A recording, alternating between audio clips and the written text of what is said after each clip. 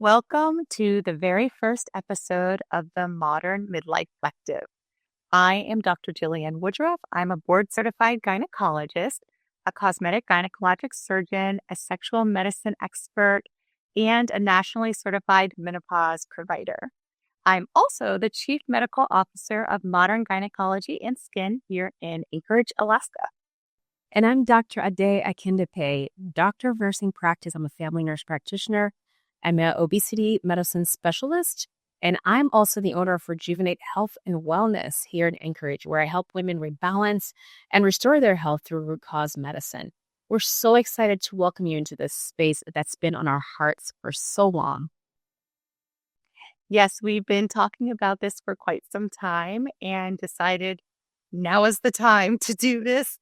We are surrounded by women, of course, women, and we're surrounded by myths and misinformation regarding midlife, hormones, menopause, and more. And so we wanted to add our voices and bring evidence-based medicine, real information, live truths from our life, from the lives of our patients, the lives of our friends, and share what we know with you.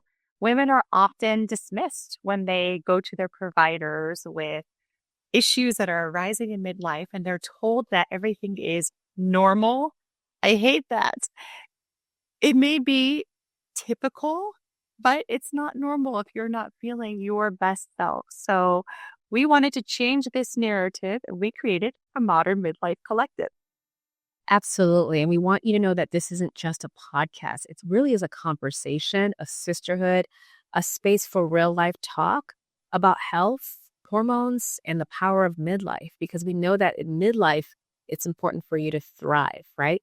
Through midlife and beyond.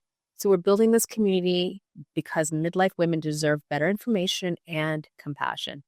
We want you to feel cozy, feel like you can grab a cup of coffee or some tea and listen to two people who are women just like you and experts in their field. So you're not alone in this chapter. You don't have to figure it all by yourself. Yep. Our mission is to empower women in midlife and beyond through honest conversations, expert guidance, community support across hormones, health, aesthetics, and longevity. So, Dr. Ade, it's wild to think about how our friendship started here in Anchorage, Alaska, two women of color, mothers, wives, and building a business in this beautiful, unpredictable place. Absolutely. It has been, man, it seems like the time is just flying, but I feel like we found each other at the very perfect time, even though there was a lot going on. We're getting through the pandemic in 2020, but it's not every day that you find people who are so aligned. We've got very, similar paths, and our families kind of really just love each other. And you're running a practice, I'm running a practice, we're raising kids, and we've got this big dream, and it's great to see it actually coming to fruition. And we're actually doing this podcast together. So exciting. We should probably talk about our medical practices because we both practice clinical medicine full time.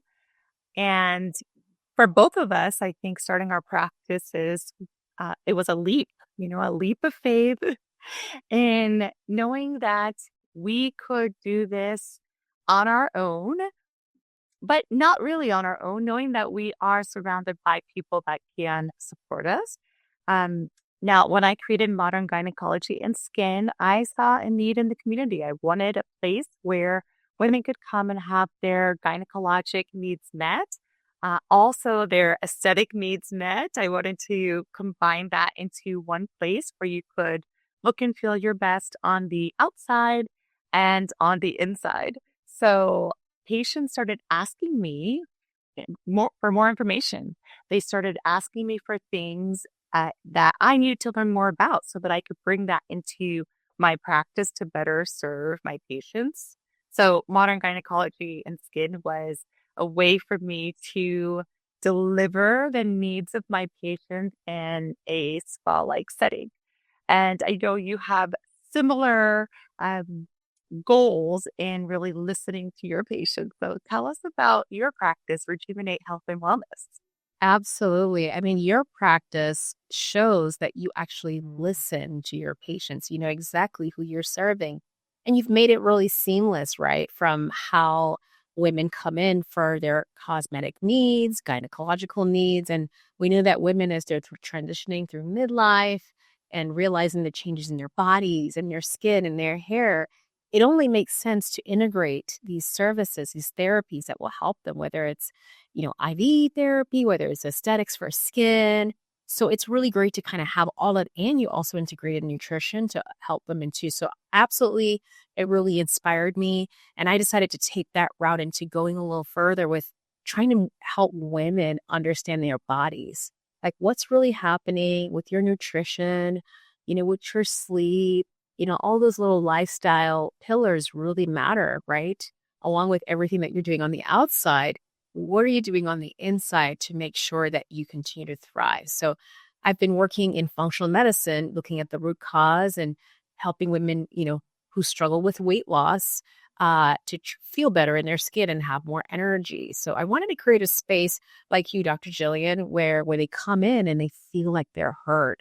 For the first time, they're like, aha, so this is what was going on all this time. Thank you so much. So it's not just about, giving prescriptions. It's about really listening to women and understanding what they're going through in that stage of life. So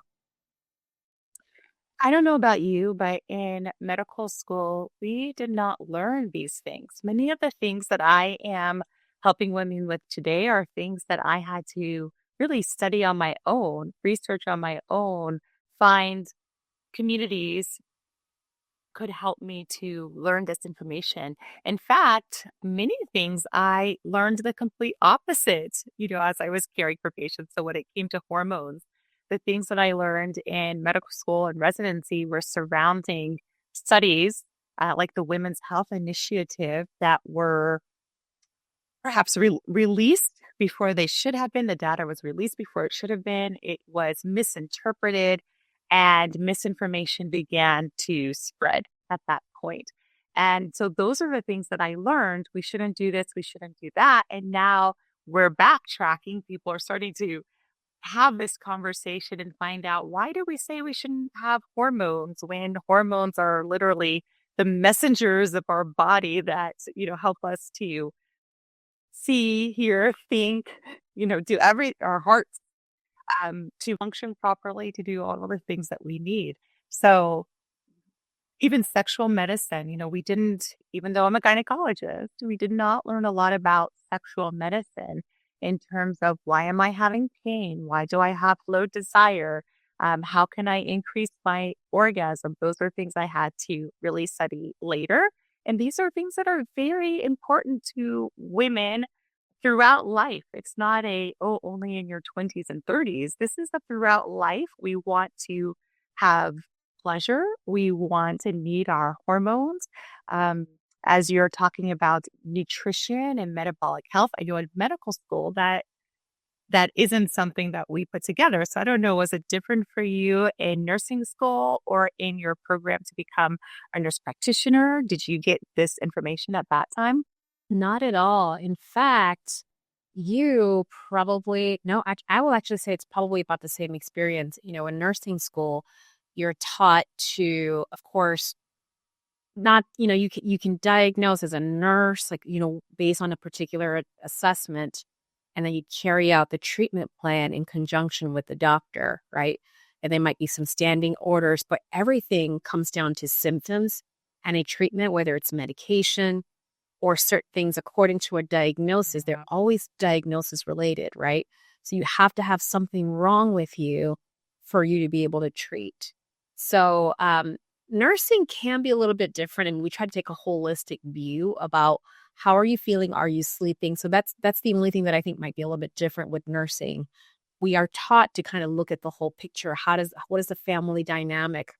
But at the same time, you're still limited by what you can do. Now, as an advanced practice nurse practitioner, you can do a little bit more. You can also diagnose and treat. But again, it still goes back to the disease, kind of treatment. You're treating something, a symptom.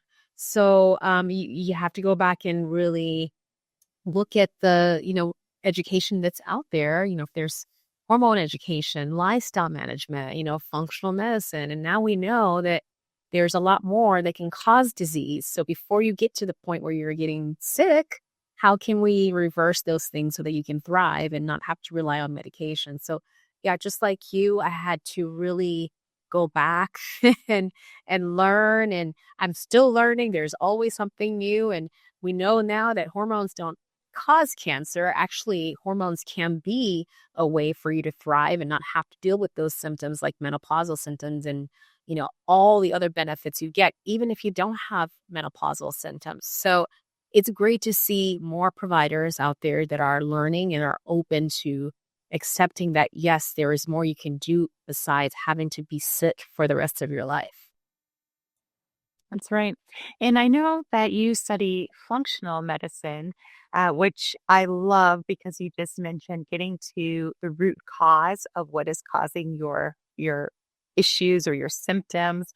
And that's, very different. I think that in traditional medicine, yes, they do try to, get to the root cause. But again, with traditional medicine, it is treating symptoms a lot of the times and symptoms that could really harm you, or lead to significant disease. Whereas in functional medicine, you are able to hopefully spend a little more time with your patients to kind of go back to the beginning to figure out where this started and then start there with your treatments. I started studying lifestyle medicine and I'm working towards that certification. But I love lifestyle medicine because very similar, but using your lifestyle to prevent and to treat and manage chronic conditions. And I absolutely love learning more about the power of our own bodies to heal by using that 6 tenets of lifestyle medicine. So, nutrition, movement, sleep, and we do talk a lot about why sleep is so important. Um, Social connections, so building those connections, that community, which is what we are hoping that we're adding to with the Modern Midlife Collective. Um, and avoiding toxic substances. So, we do know and we're learning more and more about, how alcohol can increase your risk of cancer. Um, and there's a lot about different things in the environment that are risky, even in our food systems and farming and things that can be really harmful to our health, the chemicals that we're around, that we may ingest, that we may use in our bodies. That's very interesting to learn about. Nobody can be perfect and do everything, right? So it's what can you do? What changes can you incorporate? And how can you use your lifestyle for you? Absolutely. And I think, it's from that alignment, right? That we were like, hey, you kind of have the same kind of thinking. And that's what kind of brought us together. I remember we talked about all these different things as we were traveling and just having, coffee, going for walks and realizing, okay, we have to really bring this out to more women so that they can be educated. And I'm just glad that we are finally bringing this just not from just in our clinics, but out to women through this means. So very excited about this podcast. Me too. And then we probably need to talk a little bit about our lives here in Alaska because it is quite unique to live and to work here. And so we should probably add in little bits about that throughout our podcast. I will just start with I had a friend visit this weekend and we had dinner reservations. And we were late because there was a moose in the driveway blocking my exit from the garage. So we're in the car and I call the restaurant to let them know that I'm going to be late because I'm trapped in my garage due to a moose in the way with their baby. And the person at the restaurant was very, of course, very understanding and, my friend was shocked at how they took that in stride and just told us, yep, be safe. Of course, that's perfectly understandable. And she's like, never in her life would she have said those words. I can't get out because of the moose. Only in Alaska. I just think he's, I grew up and I worked in New York City for a long time, and I could only imagine me calling in. They'd say I can't get to work and say, "Hey, there's a moose in my driveway. I can't come into it." And what they would say, "You better get into work right now." Exactly. Only here can you be late because of a moose. So this is a wild and, it's definitely the last frontier. It's a very beautiful place to practice.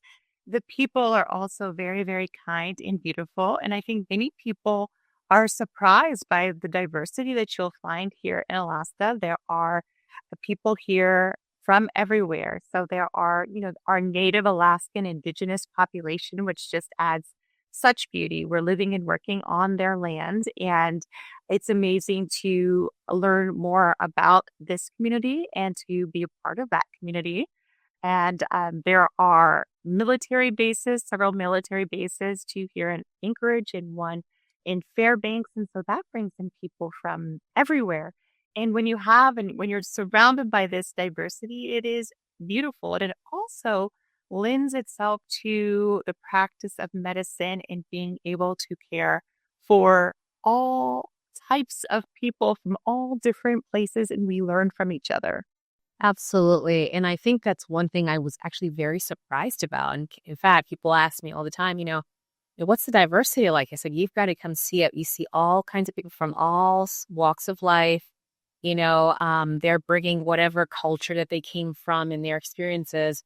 And it's important, like you said, to really take that lens and really delivering personalized care. So things are never the same. It's not, some things look different. It's like you see a certain pattern, but then it looks different in someone.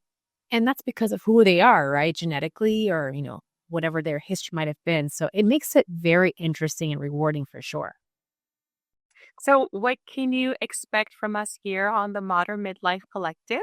We will be bringing you podcast episodes every other week on Wednesday. We're going to be talking about hormones, aesthetics, intimacy, weight, longevity, lifestyle medicine, maybe even parenting, time management, all of the things that no one taught us, but we wish they had. Yeah, absolutely. We'll be very honest, practical, bringing you the latest evidence, of course, evidence-based, and hopefully a little bit of fun and just our own personal and lifestyle experiences. And we'll be bringing you expert guests and keep the science very digestible. Well, we're here to help you feel empowered. That's the whole point, and not overwhelmed. So If you've been feeling alone in this phase of life, please know that you are not alone. We're in it too. that's right. Thank you for being here with us. We are just getting started, and we're so glad that you are part of this collective. So grab your tea, your coffee, your journal, take a walk with us, and welcome to the Modern Midlife Collective. When women step into their power and midlife becomes your most meaningful chapter yet. Let's do this together.